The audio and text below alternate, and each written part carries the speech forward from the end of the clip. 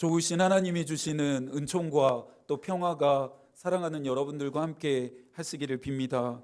오늘은 주연후 제4주이면서 교회 설립 기념 주일로 예배합니다. 매 주일 드려지는 예배가 특별하고 귀하고 감사하지만 오늘 드리는 교회 설립 기념 주일 감사 예배는 유난히 뜻 깊습니다. 저희 교회가 세워진 지 어느새 2년이 되었습니다. 세월 여류라는 말처럼 흐르는 물과 같이 시간이 참 빠르게 흘러갔습니다. 그리스도의 모든 교회들이 그렇지만 우리 교회는 은혜 위에 세워졌습니다. 은혜 위에 세워졌다 함은 우리의 자격과 공로와 노력이 아니라 하나님의 일하심입니다. 40년의 길고 긴 광야 생활을 해야 했던 이스라엘 백성들은 그 시간이 하나님이 함께하며 또 은혜를 경험하는 시간임을 깨닫지 못했기에 날마다 불평과 불만과 원망을 쏟아 놓았습니다. 저는 요즘 유행하는 MBTI로 규정하는 사고형과 판단형에 좀 가까운 목회자입니다. 저와 같은 사람들은 계획과 판단과 준비가 되어 있지 않으면 단 한 발의 발걸음도 떼질 않습니다. 지금까지도 그랬고 앞으로도 그러하겠지만 저의 일하는 방식은 교회를 세우는데 아무런 의미도 아무런 도움도 되질 않았습니다. 모든 일을 계획하시고 또 판단하시며 실행하시는 분이 하나님이시기 때문입니다. 하나님께는 사고형이나 판단형이 아닌 순종형의 사람이 필요했습니다. 하나님이 걸으라 하신 길을 걸어오면서 나의 사고와 판단이 얼마나 어리석은지를 깨닫게 되었고 또 하나님의 일하심은 얼마나 창조적인지를 보게 되었습니다. 불만과 불평과 원망을 할 시간이 없었습니다. 오직 은혜 앞에 감사하고 감사했습니다. 교회가 세워지는 광야의 시간을 지나면서 우리 모두는 하나님의 은혜를 경험했습니다. 과거의 일만이 아닙니다. 현재에도 그 은혜를 경험하고 있고 앞으로도 그 은혜를 경험해 갈 것입니다. 교회 설립 기념주일을 맞이하면서 어떤 말씀을 나눌까 고민하며 기도했습니다. 그러다가 로마서 16장과 만났습니다. 복음 중에 복음이라 불리우는 이 로마서에서 유독 16장만큼은 덜 사랑받고 덜 귀히 여김을 받는다는 느낌이 듭니다. 하지만 로마서 16장은 너무나도 중요한 장입니다. 복음이 무엇인지, 교회가 무엇인지, 공동체는 무엇인지를 알게 하면서 무엇보다 인간적인 바울의 면모도 만나게 하기 때문입니다. 로마서 16장에는 총 26명의 이름이 등장하는데요. 이 낯선 이름들에 주목해야 하는 이유는 바울이 복음을 전하고 교회들을 세우는데 이들의 동역과 수고와 헌신과 기도가 함께 했음을 말하고 있기 때문입니다. 하나님의 나라는 또 교회는 어느 한 사람의 지도력과 영향력으로 세워지는 것이 아닙니다. 협력과 연합을 통해 세워집니다. 바울은 협력으로 하나님의 선을 이루고 연합으로 그리스도의 몸을 이룬다 말했습니다. 협력과 연합은 로마서에서 바울이 가장 주요하게 다루는 주제이면서 현대교회가 가장 절실하게 실천해야 하는 내용이기도 합니다. 저는 힘들고 어려울 때마다 로마서 16장을 읽습니다. 하나님의 함께하심과 또 동역자들이 함께하고 있음을 깨닫고 다시금 힘과 용기를 얻게 되기 때문입니다. 우리 교회가 세워지는데 함께 해준 동역자들이 있습니다. 그들의 수고와 헌신과 기도가 없었다면 쉽지 않고 어려웠을 것입니다. 함께 웃는 교회 교우들은 그래서 감사한 마음, 빚진 마음을 잃어버리면 안 되겠습니다. 우리가 살아가는 세상이 따뜻함을 잃어버림은 타자를 나의 목적을 달성하기 위한 수단과 도구로 인식하기 때문입니다. 세상만 그런 것이 아닙니다. 교회도 그렇습니다. 몸으로 연합하기보다는 조직으로 기계적인 일치를 이루려고만 합니다. 타자의 있음을 감사와 은총으로 여기지 않기에 나의 있음을 힘과 지위와 공로와 직분으로 증명해 내려고 합니다. 이런 공동체에는 생명이 깃들지 않습니다. 성령께서도 함께 계시지 않습니다. 오늘 본문에 소개하는 인물들의 이름과 함께 그들 한 사람 한 사람을 바울이 어떻게 부르고 있는지에도 주목해야 합니다. 1절에서 베베를 우리 자매, 3절에서 브리스가와 아굴라는 나의 동역자, 5절에 에베네도는 내가 사랑하는, 7절에 안드로니고와 유니아는 내 친척이요 나와 함께 갇혔던, 8절에 암블리아는 내 사랑하는, 9절에 우르바노와 스다구는 우리의 동역자 나의 사랑하는, 11절 헤로디오는 내 친척, 12절에 버시는 사랑하는, 13절에서 루포의 어머니는 나의 어머니라 부릅니다. 바울이 이들만 특별하게 여기고 있다 오해하지 마십시오. 오늘 본문에 나와 있는 모든 자들과 나와 있지 않은 자들까지 바울은 모두를 같은 마음, 이 마음으로 대합니다. 바울은 예수께서 말씀하신 것처럼 다른 사람을 사랑했습니다. 누구보다 복음을 전하기 위해서 가장 많이 수고하고 고생한 사람이 바울임을 우리가 왜 모르겠습니까? 잘 알고 있죠. 하지만 오늘 본문 그 어디에서도 바울은 자신을 드러내지 않습니다. 동역자들이 디딜 땅이 되어주고 기댈 곳이 되어주었기에 바울은 자신이 복음을 위해 살 수 있었다 말하고 있습니다. 그러니 감사하고 빚진 마음으로 동역자들의 이름 하나하나를 부르고 그들이 어떤 수고와 헌신을 했는지를 알립니다. 교회는 너와 나로 구분하지 않고 우리가 되는 곳입니다. 하늘에 계신 하나님은 우리의 아버지입니다. 교회 안에 있는 지체들은 하나님이 저와 여러분을 위해 주신 사람들입니다. 나의 사람들, 우리의 사람들이라는 말입니다. 교회 안에 지체들을 나의 동역자, 나의 사랑하는, 나와 함께하는 형제, 자매로 대해 주십시오. 내가 높아지고 빛나기 위해서 지체들을 수단과 도구로 삼지 말고 지체들을 빛나게 하는 배경이 되어 주시고 지체들이 높이 올라갈 수 있도록 디딤대가 되어 주십시오. 하나됨은 어떠한 일을 결정함에 있어서 획일적인 공통성을 보이는 것이 아닙니다. 하나됨은 다름을 인정하고 틀림을 용납함입니다. 다르다고 차별하지 않고 틀렸다고 배제시키는 것이 아니라 다름과 틀림까지도 끌어안는 곳이 교회여야 합니다. 오늘 본문에 소개되는 이 26명은 유대인, 이방인, 자유인, 종, 남자, 여자 등 모두가 다르고 틀린 사람들이었습니다. 하지만 우리는 본문을 읽으면서 어떠한 긴장도 느끼지 못했습니다. 모두 예수 그리스도 안에서 복음 안에서 하나가 되었기 때문이죠. 교회는 특정한 사람이나 집단의 도드라짐을 지양해야 합니다. 여기에는 목사도 포함됩니다. 16절의 말씀을 한 번 더 읽을까요? 너희가 거룩하게 입맞춤으로 서로 문안하라. 그리스도의 모든 교회가 다 너희에게 문안하느니라. 터툴리아누스는 이 구절을 평강의 입맞춤이다 표현했습니다. 어떤 사람은 나를 위하여 서로 돌아가며 따스한 악수를 주고 받으라고 이 구절을 번역하기도 했습니다.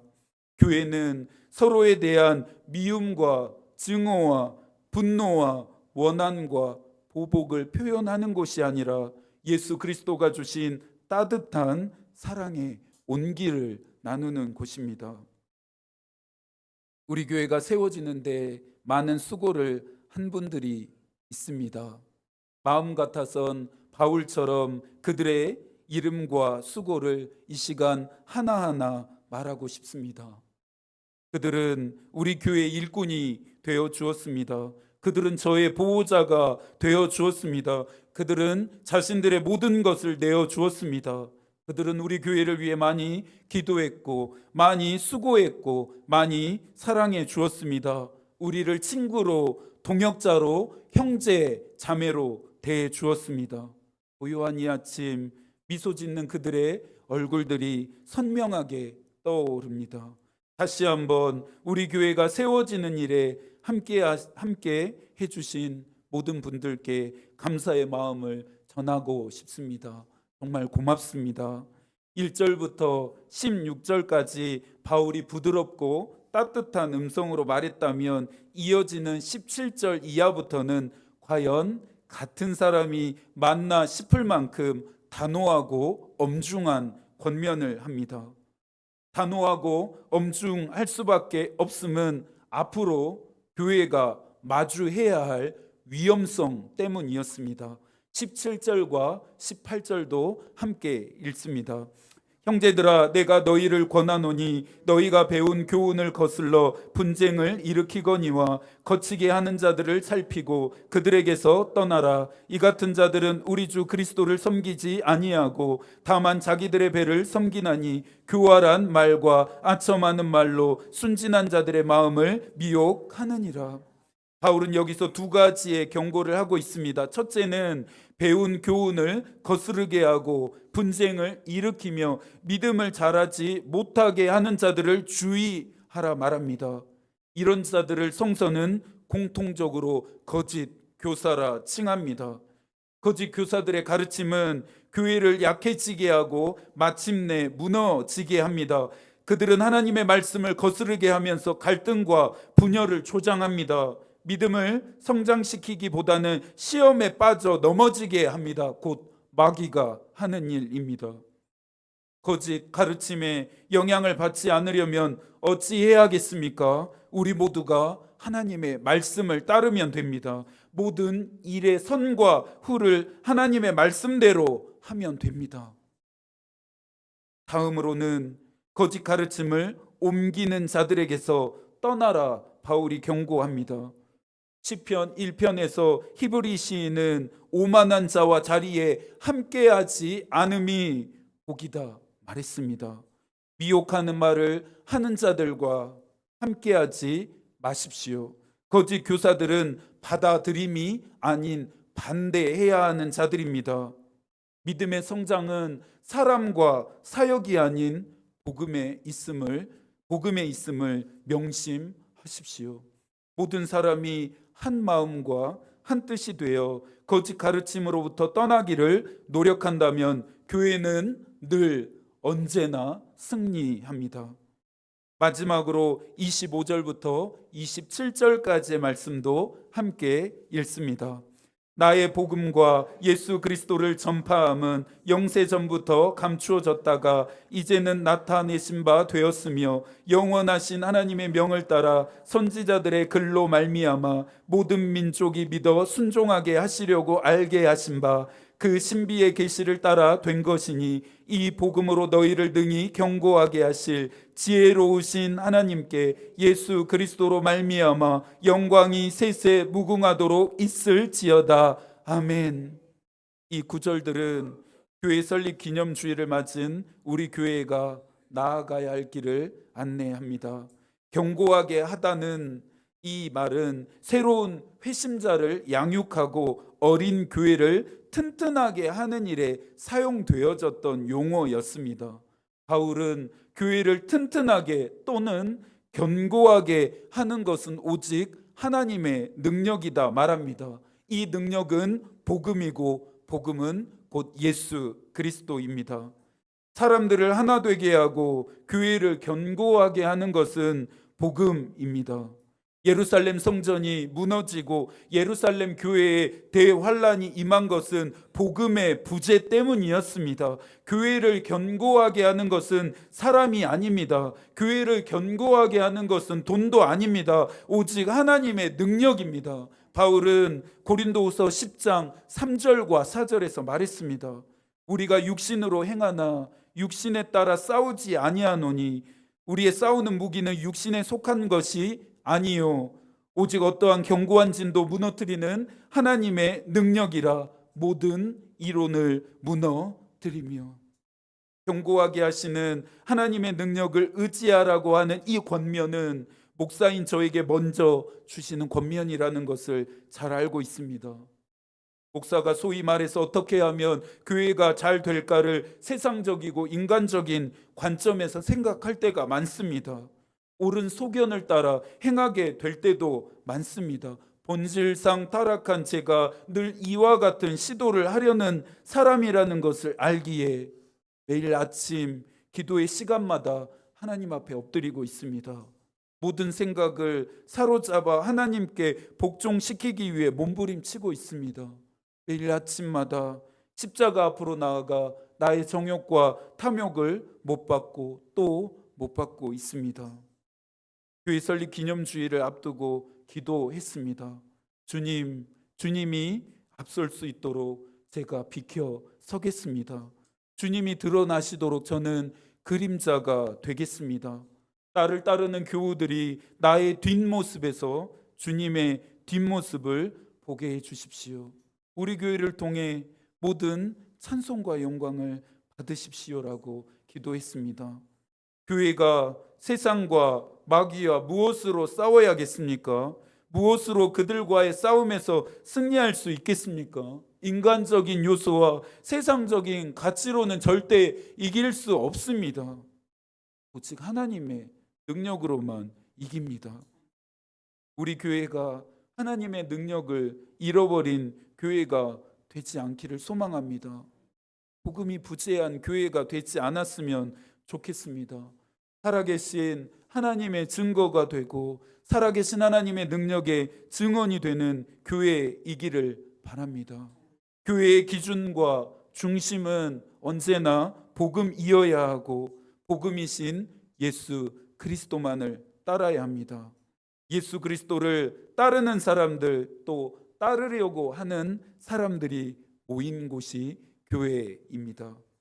웨슬리에게 교회란 복음으로 부름받고 세례에 의해 그리스도와 연합되며 사랑으로 활기를 띠며 성도의 친교로 연합된 곳이었습니다.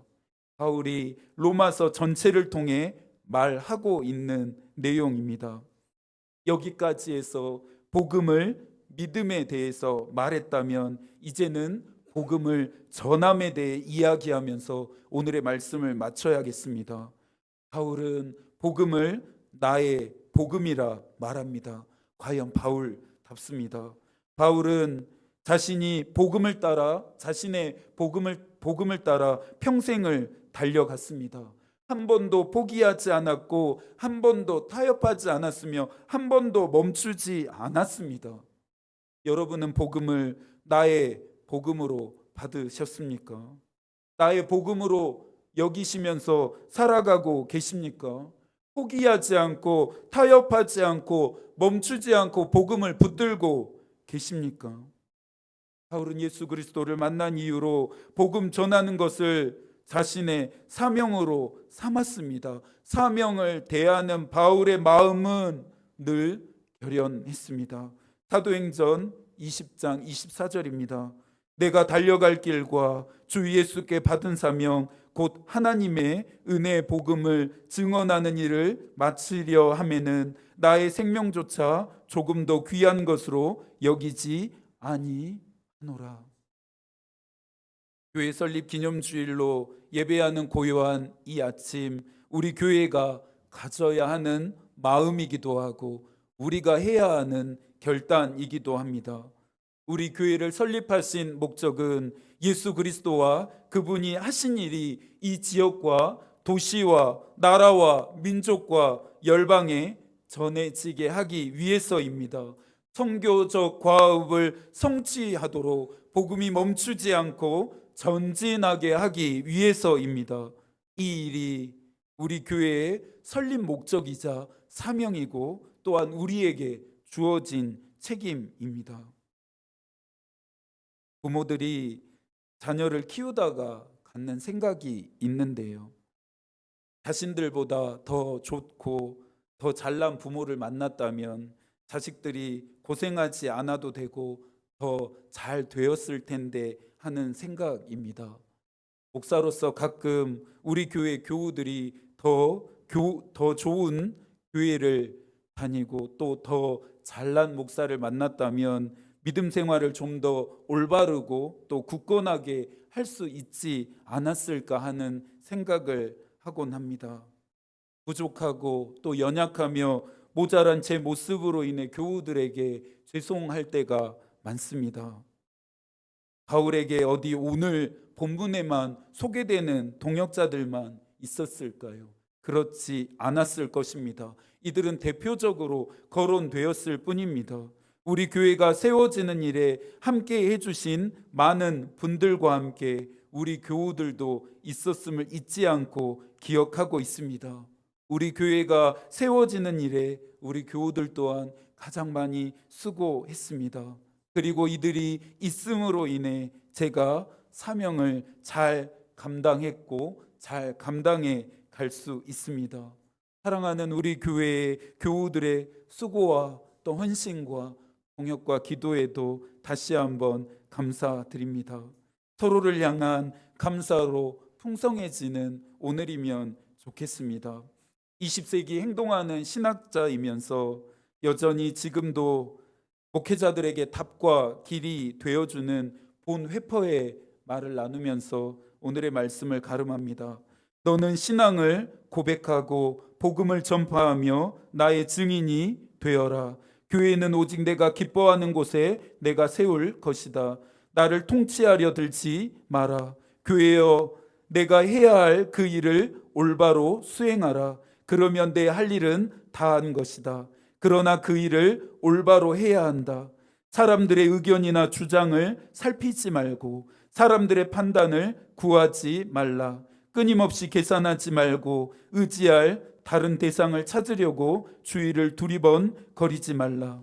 교회는 교회로 머물러 있어야 할 뿐 아니라 신앙을 고백해야 하며 거듭 신앙을 고백하고 또 신앙을 고백해야 한다.